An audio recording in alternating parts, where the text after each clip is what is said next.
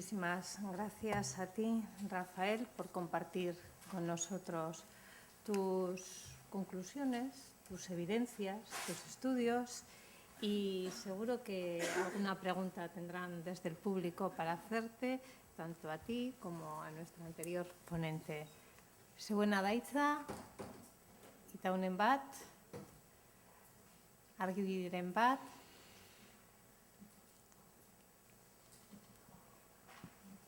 No tenemos ninguna. Ha quedado todo por muy allí claro. veo, ya no, ya se empiezan, es que nos cuesta un poquito, pero luego nos animamos, nos animamos.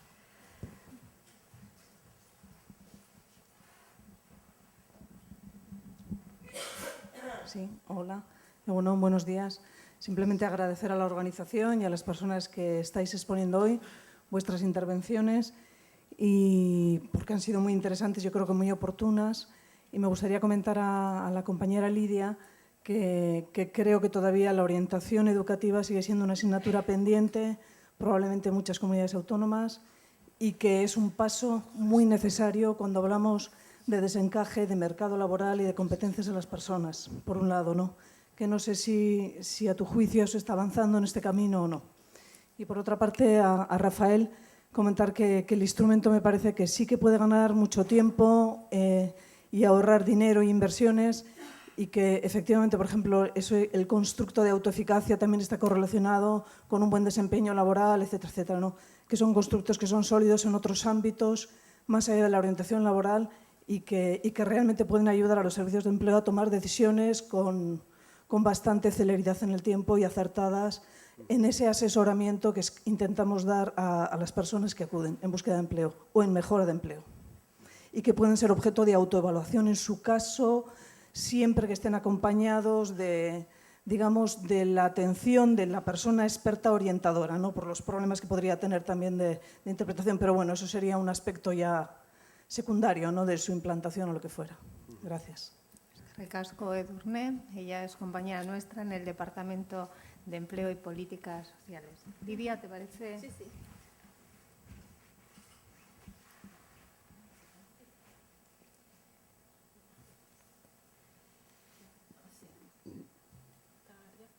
¿No? Bueno. La pregunta me parece muy interesante y muy oportuna. Yo creo que desafortunadamente, como dije, el sistema educativo y el mundo productivo se sigue dando la espalda. Quizá el mundo de la formación profesional sí está más interesado por ver qué pasa en el mercado laboral, pero los profesores en la etapa de la secundaria que sí deberían estar interesados, que sí deberían estar preocupados, que sí deberían decir, bueno, pero mis alumnos que van a transitar al mercado laboral, debo conocer algo de qué pasa en ese mundo. Están muy ajenos nosotros intentamos sensibilizarlos. Es más, la investigación esta que les comenté del programa de orientación educativa y sociolaboral, después se continuó con una segunda investigación y nos sentamos con el sector empresarial. Hicimos un cuestionario preguntando al sector empresarial si contrataría alumnos que no hubiesen finalizado la escolaridad obligatoria y un poco qué percepción tenía del asunto. Es muy difícil que los empresarios nos contesten los cuestionarios, lo hicimos online. Lo hicimos a través de la Cámara de Comercio de la provincia de Santa Cruz de Tenerife y la verdad que sí se animaron bastantes empresarios insistiéndoles y tal. Fue un trabajo muy laborioso y después nos sentamos con ellos a hacer un grupo de discusión con la Asociación de Mujeres Empresarias de la provincia de Santa Cruz de Tenerife y después también con otros empresarios. Y ellos decían que sí, que los contratarían. Evidentemente las grandes empresas sí tienen más facilidad de formar a los alumnos dentro de la empresa, pero los pequeños y medianos empresarios no tienen esa opción. Supone un coste y ellos no pueden asumir ese coste. Fue muy interesante y fue muy ilustrativa, pero sí ellos veían que efectivamente, pongo voz a los empresarios que ahí pulsamos la opinión, que veían que el mundo educativo y el productivo se seguían dando la espalda y que eso para ellos era un problema, que había que buscar modos, vías, estrategias para que ambos mundos se miraran de frente y no se dieran siempre la espalda. Bueno, yo agradecer el comentario de la importancia de la autoeficacia. Bueno, una cosa que no he podido comentar, también por falta de tiempo, no he traído datos, es que también, aparte de saber, tener evidencias que una persona con un nivel de motivación baja tarda más en conseguir empleo que una que sí tiene la motivación alta. También hemos podido tener datos más incipientes, no es un estudio tan completo, de que la intervención orientadora cambia eso, o sea, pasando el ECPB antes y después. ¿Vale? Pasando el mismo cuestionario antes y después. Y hay una diferencia significativa. Y además eso lo hicimos en Polonia con un grupo de orientadoras que estaban trabajando en poner en marcha, en reinsertar al sector minero, ¿no? Que había caído en mucha recesión. Entonces, bueno, se vio que con una intervención orientadora el test-retest subía, o sea, la motivación subía significativamente, mientras que las usuarias del grupo control no conseguían cambiar la motivación, a pesar de la orientación. O sea que eso nos llama también a que tenemos que ser específicos y especializarnos en cómo cambiar esas variables, que no es tan fácil, no es cuestión de dar una palmadita o decir, venga, anímate que tú puedes, no. Hay formas de hacerlo y eso lleva su tiempo aprender a hacerlo. Puede ser Chema al final de la sala, quien tenía pedida la palabra. Sí. Hola, Egunon. Pues soy Chema de Empresas de Inserción de Vitoria. Primero, Gosone, agradecerte estos cursos de verano. Para mí, que vengo de otros mundos, ha sido verdaderamente iluminador. Me voy con unas cuantas, no te voy a decir 10 o 100, pero unas cuantas ideas claras que esperemos luego poder aplicar en nuestras empresas y que luego pues valgan para lo que estamos aquí, que la gente tenga una salida laboral. Esperemos que sirvan para eso. Bueno, quería preguntarle a Rafael si hay técnicas de orientación cognitiva y hay una orientación conductual. Soy de otro mundo, entonces igual meto la pata, pero creo que decías esto.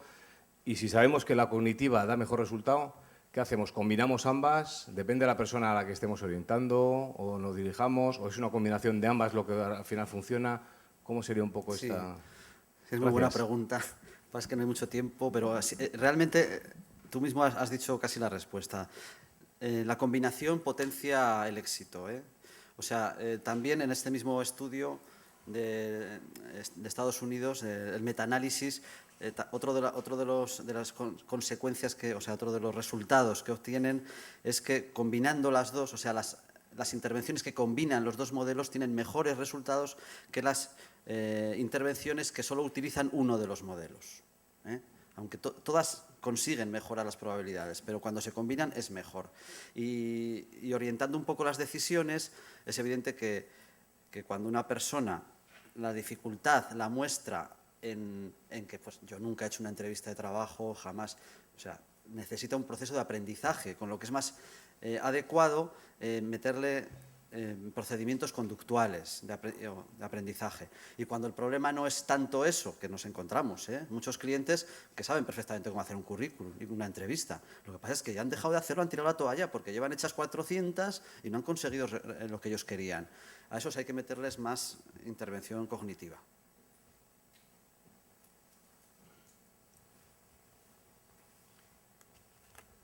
Beste galderaren bat,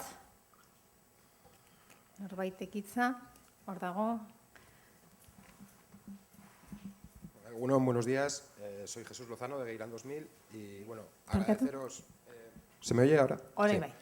Bueno, decía que muchas gracias por las jornadas porque han sido muy instructivas y yo creo que para la gente que trabajamos en orientación en general nos han dado muchas ideas, algunas que creo que teníamos ya en la cabeza, otras que bueno, que han sido sorpresivas, sobre todo en el plano más de pues eso, de estrategias que ha habido, por ejemplo, el día de ayer, pues sí que eran cosas que a nosotros nos cambian un poco algunas perspectivas y hoy sí que creo que por lo menos los que estamos aquí, las compañeras que estamos aquí y demás, sí que nos ha dado la sensación eso de que nos habéis reafirmado en muchas de las cosas que sostenemos o que pensamos en el día a día.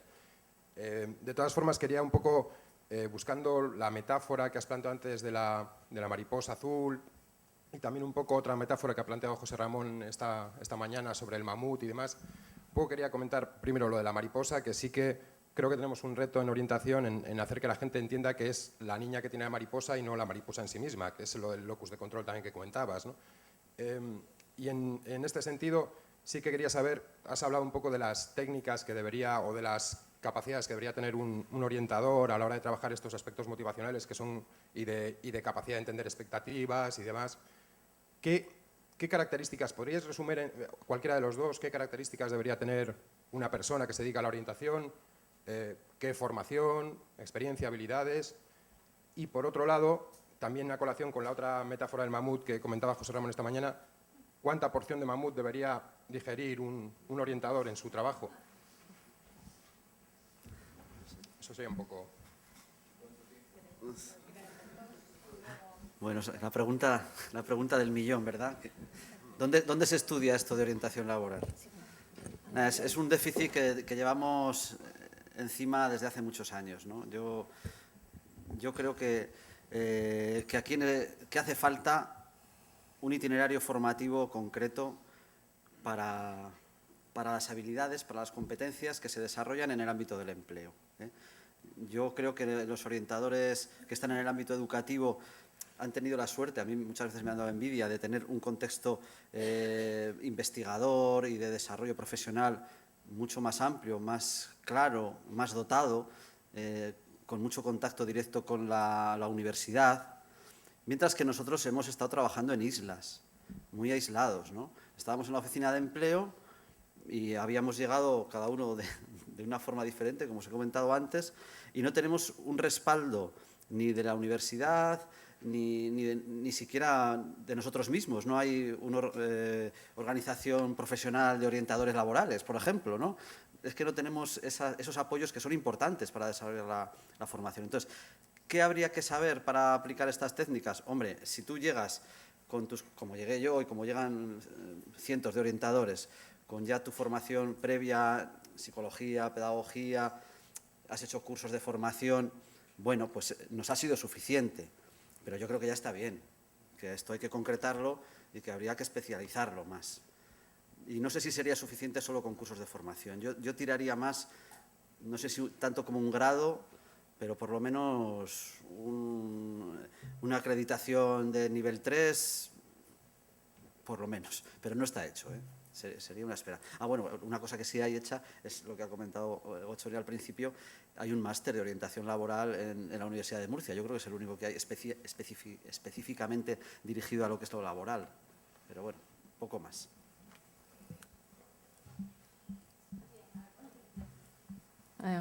Bien, ahora. Claro, hablas de cualidades, pero verás, como yo defiendo mucho el enfoque humanista, yo creo que lo que tiene que haber entre los orientadores y los orientados es un diálogo humano abierto y auténtico. Si en ese diálogo humano abierto y auténtico, yo creo que no es posible una buena orientación.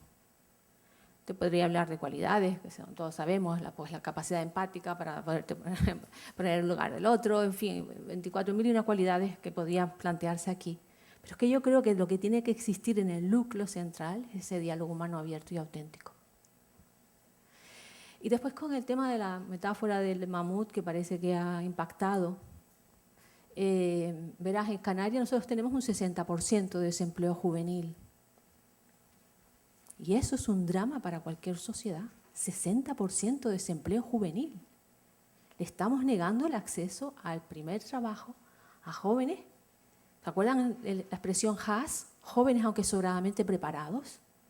Le estamos negando el acceso al mercado laboral. Y por eso yo utilicé la metáfora esta, porque ellos tratan de ir contra un sistema que les niega la posibilidad de transitar también al mundo adulto, porque claro, eso es la consecuencia segunda. En esta sociedad y en otras, hasta donde yo sé, hasta donde yo conozco, la transición al mundo adulto pasa por la transición al mercado laboral. Mi proyecto de vida no se puede realizar, salvo que esté financiado por el paraguas de papá y de mamá, no se puede realizar si yo no tengo acceso al mercado laboral. Y en este país se está castigando a los jóvenes. Y entonces, claro, en esto la solución no es fácil, no es única. Claro, supone generar empleo, generar crecimiento, la estrategia 2020 de Europa. Potenciar la investigación, potenciar la innovación. Todo eso podrían ser vías para salir del atolladero en el que estamos inmersos. Lo único que sí ya es acuciante. Yo hablo con los economistas, yo colaboro con economistas en mis proyectos de investigación, con la Facultad de Económica. Y ellos me dicen, no, pero el crecimiento se está produciendo más crecimiento. Digo, ¿pero dónde se aprecia? porque se está ralentizando, se sigue ralentizando mucho la inserción al mercado laboral de los jóvenes, y la transición a la vida activa es fundamental. Es que si no le estás cercenando la posibilidad de que haga ningún proyecto de vida. Entonces, ¿qué motivación le vas a dar a un joven? Claro, es importante los procesos de motivación. Y evidentemente, yo lo dije antes, quien consigue ir por la vida con resolución y con valentía va a obtener mejores resultados que quien no, quien se amilana y quien se encoge. No. Claro, pero muchos jóvenes tratan de luchar contra eso. Hace algún tiempo yo leí por eso lo saqué un poco de ahí, de una novela de un licenciado en Filología Española. Y ese licenciado en Filología Española, la novela, trataba de contar cómo eran sus vicisitudes para acercarse al mercado de trabajo. Y una vez relataba: hola, buenos días, mire, por favor, vengo a buscar un puesto de trabajo. Hola, buenos días, por favor, ¿me puede dejar colocar el anuncio de que estoy buscando? Mire, por favor, y así. Y al final decía: ¿y ahora dónde?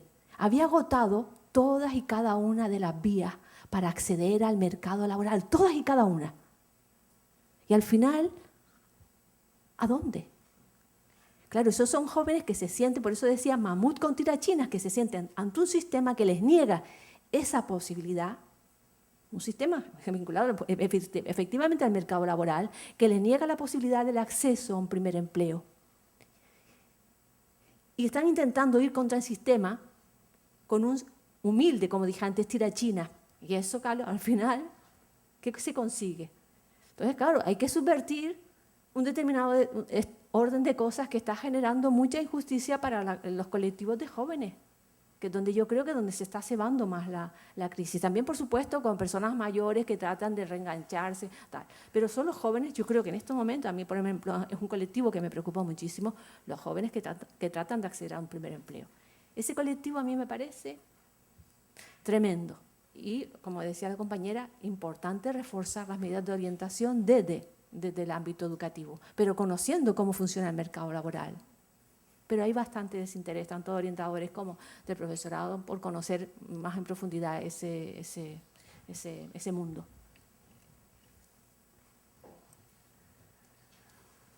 Una última intervención por parte del público. Zaukagu, a ver, azken bat hemen ba, gaurko egun hau izteko. Hola, ¿se me oye? Bueno, no, yo un poco vengo pensando y reflexionando, bueno, pensando ayer se hablaba un poco también de la educación, hoy también ha aparecido un poco el tema de la educación, que hay que formar a las personas al mercado laboral, ¿no? Yo no sé, yo creo que igual eso habría un poco que repensarlo, porque al final da la sensación de que, bueno, pues de que vivimos en una sociedad y en un sistema que está preparado solamente y exclusivamente para que trabajemos. Somos personas válidas en función de si tenemos un trabajo o no. Y por otro lado hay otro tipo de valores, pues no sé, pues como la solidaridad, como la empatía, como la honestidad, como el respeto, que yo creo que igual lo que habría que intentar un poco es, pues bueno, pues educarnos todos en esos valores para que luego no se sufriera pues los dramas que estamos viviendo, tanto a nivel laboral como a nivel de migración, como a nivel en todos los sentidos. Entonces, quería dejar ahí un poco esa reflexión que, no sé, a mí me da la sensación de que nos preocupamos demasiado por el mercado laboral y no por la persona, ¿no? Que se habla siempre de la persona a la persona. Entonces, bueno, lo dejo ahí, sin más. Eskerrik asko. Uno de los dos ponentes. Me parece muy oportuna tu reflexión, pero sí que yo quiero que se entienda, que estoy totalmente de acuerdo contigo, por eso yo decía antes que tenía una visión humanista del asunto. Para mí lo importante es formar a la persona. También hablé de que es importante también formarla para que sea feliz, para que gane dosis de felicidad. Yo no creo que deberíamos perseguir sociedades con trabajadores que se sientan exhaustos, que también es verdad. A veces tenemos sociedades que lo que preconizamos es, bueno, hay que trabajar más horas para tener más cosas. Pero mira, ¿qué es que no necesitas tener más cosas? Necesitas tener más tiempo. Verán, yo tengo un sobrino, y claro, soy su madrina, y un día me preguntó, ¿por qué nunca me regalas cosas? Yo era de las que no les regalaba, de vez en cuando. Y un día le respondí, digo, mira Juan, Lo que te estoy regalando es tiempo. Tiempo para jugar contigo. Y a veces ese es el regalo más importante que se le puede hacer a los hijos y a las hijas.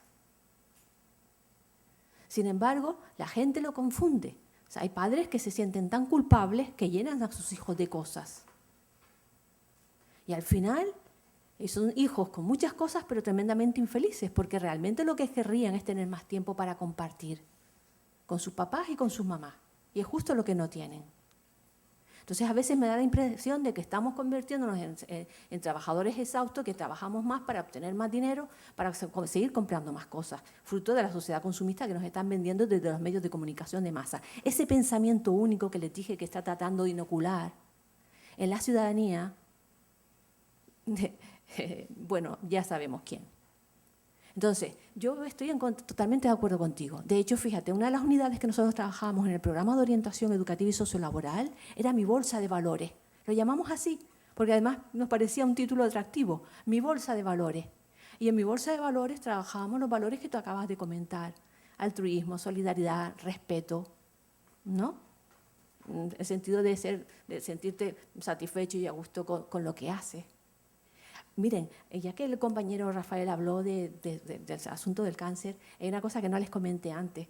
Baselga es uno de los investigadores más importantes que en estos momentos existe a nivel mundial. Baselga es un catalán que está metido, bueno, dirige o está presidiendo la mayor asociación mundial de lucha del cáncer, de investigación sobre el cáncer. Él es un clínico, pero también es un investigador. ¿Y saben a quién tiene en su equipo de trabajo? Que no se lo van ni a imaginar. Ahora me podrían decir a muchos perfiles profesionales. A un filósofo. A un filósofo. Él tiene una concepción, una visión del trabajo en equipo interesantísima. Yo hace tiempo, en la revista del País Dominical, Juan José Millás, no sé si lo conocen, es un periodista muy interesante, lo tituló La trinchera contra el cáncer. Y era una entrevista, pero que la hacía en profundidad, un estudio de seguimiento. Entonces, él acompaña a su entrevistado de por la mañana, que sale a trabajar, durante toda su jornada laboral, que puede, en el caso de Baselga, acababa muchas veces a las 8, a las 10 de la noche, y decía: Baselga es una persona que consigue de su equipo sacar lo mejor de cada cual, porque se fija en lo que yo les comenté en mi charla, en las potencialidades, en esas múltiples inteligencias, y saca lo mejor de cada cual. Pero decía, y además incorpora un filósofo, porque yo necesito una persona, porque nosotros estamos muy metidos en el tema de la dinámica de la clínica y de la investigación, pero yo necesito un filósofo que reflexione sobre los fines, sobre qué estamos haciendo, por qué lo estamos haciendo, para qué lo estamos haciendo, la finalidad de lo que estamos haciendo. Y eso me pareció tan interesante, dije, chapó para Baselga. Un filósofo en su equipo de trabajo, de médicos, biólogo, bioquímico, en fin, que puede ser un equipo muy interdisciplinar, pero un filósofo, eso es interesantísimo. Yo no tuve tiempo, pero yo traía un fragmento de la película de Ratatouille. ¿Conoces la película Ratatouille? Ratatouille, en un momento que lo que se ve ahí es la potencialidad que tiene el trabajo en equipo y las sinergias que se crean para conseguir objetivos. Y en un tema tan sangrante como el que estamos, ustedes son profesionales de la orientación, que tienen que escuchar muchas historias que son a veces historias de fracaso, a veces historias de tal. Yo estando de acuerdo contigo, y claro, he insistido en mi intervención en este asunto, en el tema del mercado laboral, porque un poco la temática va por ahí, pero efectivamente yo no creo que debamos de preparar solo para lo que nos requiere el mercado laboral, tenemos que ir más allá.